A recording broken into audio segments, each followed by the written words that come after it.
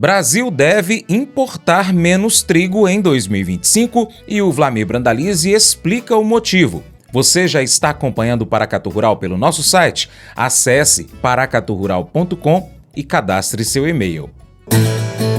Mercado Agrícola. Pesquisas do CEPE apontam que os preços do trigo no mercado interno parecem ter encontrado um nível de suporte, sinalizando inclusive variações positivas. Com a safra finalizada, a Conab chegou a reduzir a estimativa de produção brasileira ao menor patamar em 3 anos, o que deve reforçar a necessidade de importação, especialmente neste primeiro semestre. A Argentina parece dispor de maiores volumes para ofertar ao Brasil, mas segue buscando outros parceiros comerciais como a China. A taxa de câmbio deve ser o grande fator propulsor na paridade de importação, assim como há preocupações quanto à dinâmica das transações internacionais a partir da posse do novo governo americano. O ambiente para o trigo no mercado internacional é promissor para 2025. Os Estados Unidos se encontram diante de uma das piores safras da sua história. A Rússia, principal produtor mundial, terá exportações limitadas.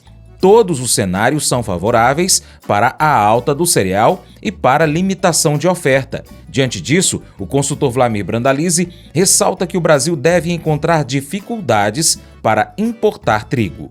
Mercado do trigo também se animou muito aí com essa nova era. Mercado do trigo agora com suporte forte nos 5,50. Agora a resistência dos $6 podendo ser quebrada aí na sequência, provavelmente os $6 sendo quebrados aí nos meses à frente de setembro, novembro. Então o ambiente do trigo também melhorado.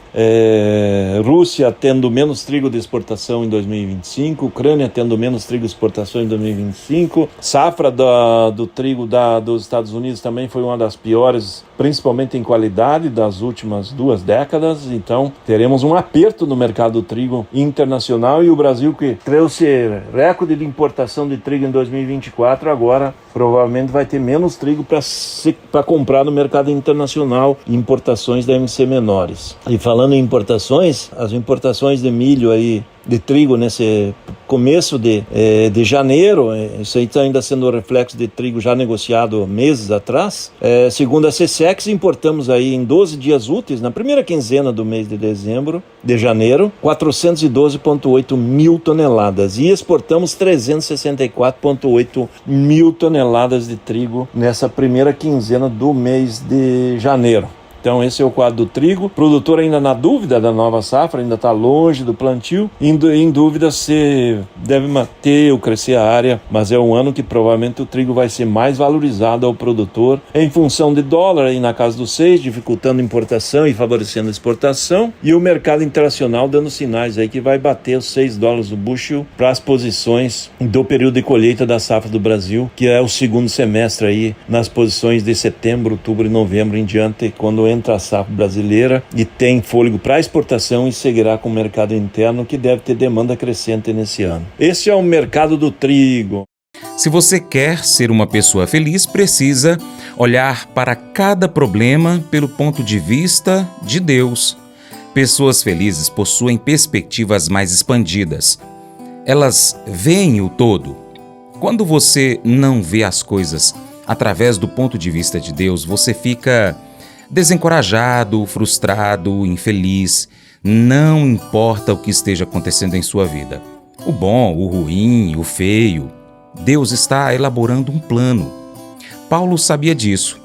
Ele diz em Filipenses 1:12: Meus irmãos, eu quero que vocês saibam que as coisas que me aconteceram ajudaram, de fato, o progresso do Evangelho. Desde que Paulo se tornou cristão, em seu caminho até Damasco, ele sonhava algo grande. Ele queria pregar em Roma, o centro do mundo naqueles tempos. O seu sonho era pregar o Evangelho na cidade mais importante do mundo. Mas Deus tinha outra ideia.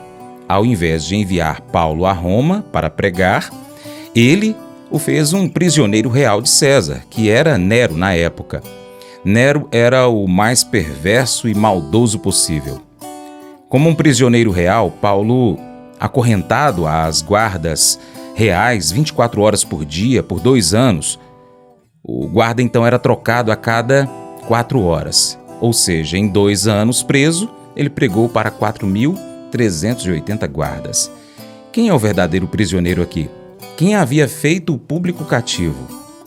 Esse não era o plano de Paulo, mas o de Deus, desde o início. Há 2 resultados desse plano que nós conhecemos com certeza. Filipenses 4 diz que, em 2 anos, alguns da própria família de Nero se tornaram crentes por conta do testemunho de Paulo na corte real em Roma. Além do mais, é difícil fazer alguém como Paulo parar. Na prisão, ele era forçado a permanecer calado e, como resultado disso, ele escreveu a maior parte do Novo Testamento. E eu imagino que deve ter tido maior impacto, a sua pregação no Coliseu, ou os livros que ele escreveu, como a Epístola aos Romanos, 1ª e 2ª Coríntios, Gálatas, Efésios, Filipenses, Colossenses. Esses 7 livros têm revelado Jesus a milhões de pessoas ao longo dos anos. Paulo sabia que Deus tinha um plano maior.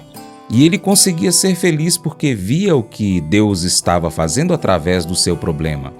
Sempre que você tiver um problema que está começando a lhe colocar para baixo, você precisa fazer o que Paulo fez. Aprender a vê-lo do ponto de vista de Deus. Pergunte assim: o que Deus está fazendo aqui? Qual é a situação como um todo? Qual é a perspectiva maior? Então você será capaz de enfrentar o problema com fé. Esse devocional faz parte do plano de estudos Hábitos de Felicidade do aplicativo biblia.com. Muito obrigado pela sua atenção, Deus te abençoe e até o próximo encontro. Tchau, tchau.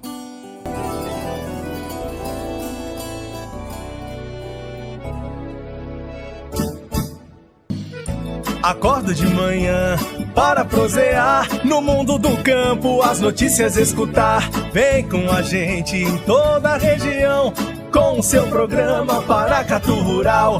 Tem notícias, informação e o mais importante, sua participação. Programa Paracatu Rural. Programa Paracatu Rural.